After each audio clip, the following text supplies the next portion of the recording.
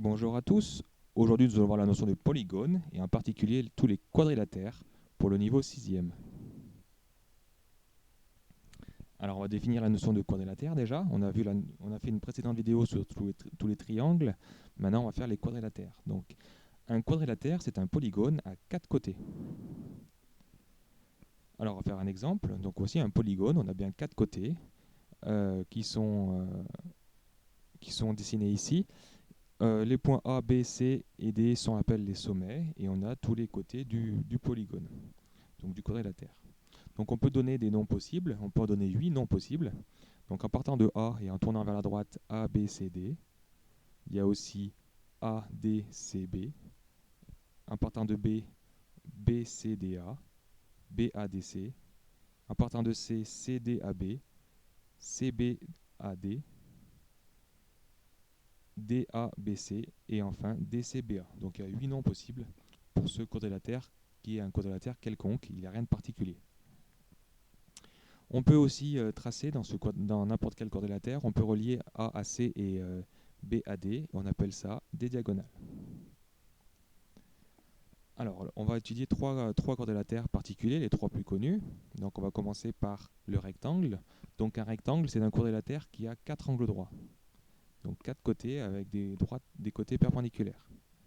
Donc, voici donc un rectangle ABCD. On a bien mis le codage pour dire que c'est des angles droits. On a deux propriétés sur les côtés. Donc un rectangle a ses côtés opposés parallèles. Donc oui, ça vient d'une propriété sur les deux droites perpendiculaires à la même troisième. Donc les AB et DC sont parallèles et AD et BC sont parallèles. Et ils ont la même longueur. Donc AD égale à BC et AB égale à DC. On peut également faire des remarques sur le diagonale. Les diagonales d'un rectangle ont la même longueur et elles se coupent en leur milieu. Donc si on trace les deux diagonales, on peut mesurer, elles ont la même longueur et elles se coupent en leur milieu, c'est-à-dire qu'elles ont le même milieu. On peut mettre le codage suivant.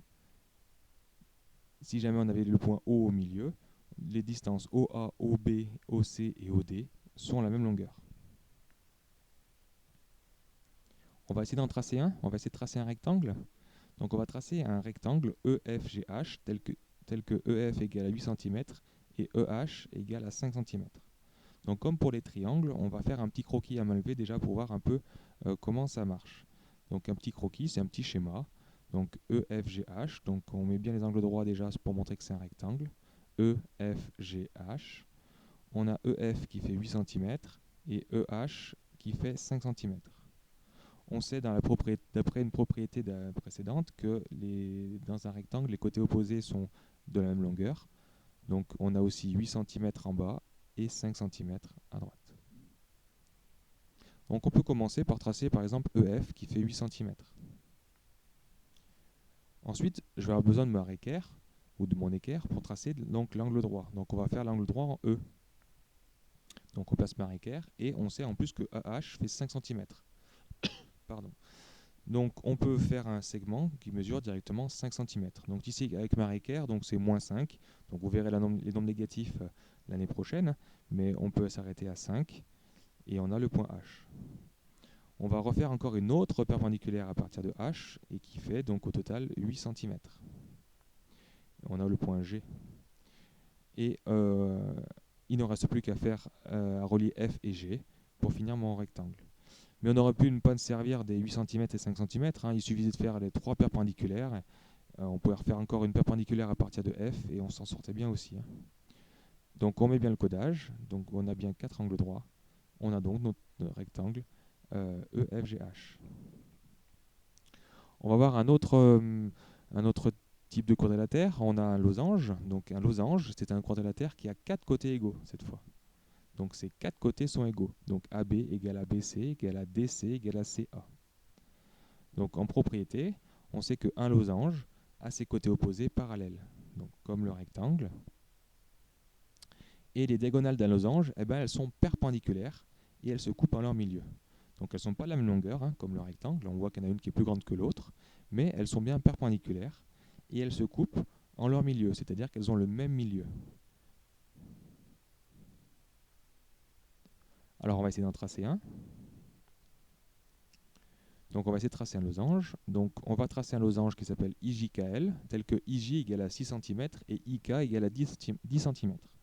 Et c'est là que j'ai pas mal d'élèves qui se posent la question, qui disent mais attendez, il y a une erreur parce qu'on sait qu'un losange il a tous ses côtés égaux. Pourquoi il a deux côtés de pas la même longueur?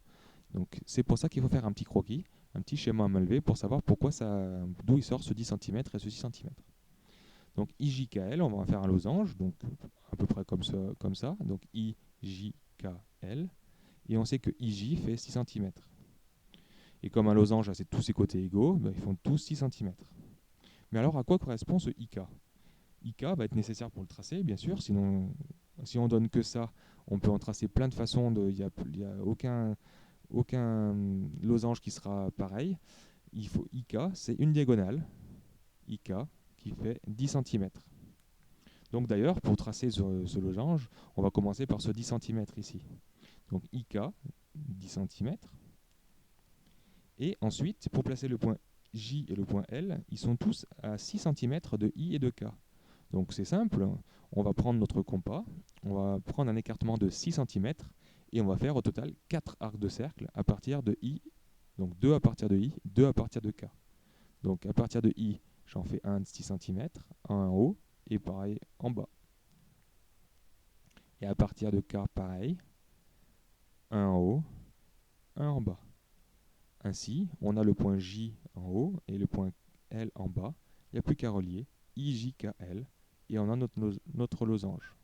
On n'oublie pas le codage et on a bien un quadrilatère qui a 4 côtés égaux. Dernier quadrilatère, un carré. Un carré, c'est un quadrilatère qui a 4 côtés égaux et 4 angles droits. Donc, on verra tout à l'heure que c'est un mélange peut-être entre deux quadrilatères. Donc un carré, c'est assez connu, hein, tout le monde connaît un carré, A, B, C, D. Donc il a bien 4 angles droits et 4 côtés égaux. Donc en propriété, il va avoir les propriétés d'un rectangle et d'un losange. Donc un carré a ses côtés opposés parallèles, hein, comme il n'y a pas de problème, comme tout à l'heure, mais un carré donc a ses diagonales qui vont être perpendiculaires, qui vont être de même longueur et qui vont se couper en leur milieu. Donc elles ont la même longueur, elles sont perpendiculaires et elles se coupent en leur milieu. Donc ce qu'on peut dire, c'est qu'un carré, c'est à la fois un rectangle et un losange. Donc un carré a toutes les propriétés du rectangle, donc les diagonales de même longueur, et elles se coupent en leur milieu, et celles d'un losange, qui sont perpendiculaires. Donc c'est un mélange des deux. Si vous mélangez les deux, ça vous fait un carré. Donc pour tracer, c'est encore plus simple, hein. Tout le monde sait faire pour tracer un carré, pas bien dur. Donc on va essayer de tracer un carré qui s'appelle STOC, tel que ST égale à 7 cm. Donc un petit croquis, même si ce n'est pas forcément nécessaire pour ici, c'est simple. STOC. Donc ST fait 7 cm, donc tous les autres côtés font 7 cm. Donc on peut commencer par n'importe lequel. Donc on va commencer par ST, 7 cm. Et puis on va faire la même méthode que pour le rectangle. On va tracer un perpendiculaire en S. Et on va mesurer aussi 7 cm, donc jusqu'à moins 7. C'est le point C. On va refaire encore une autre perpendiculaire à partir de C. Et on mesure 7 cm. On a le point O. Et on n'a plus qu'à relier avec le point T. On a donc notre carré qui a bien 4 angles droits et 4 côtés égaux. Il y a des exercices plus compliqués hein, si on parle de diagonale, hein, mais ça, c'est plus au niveau 5e.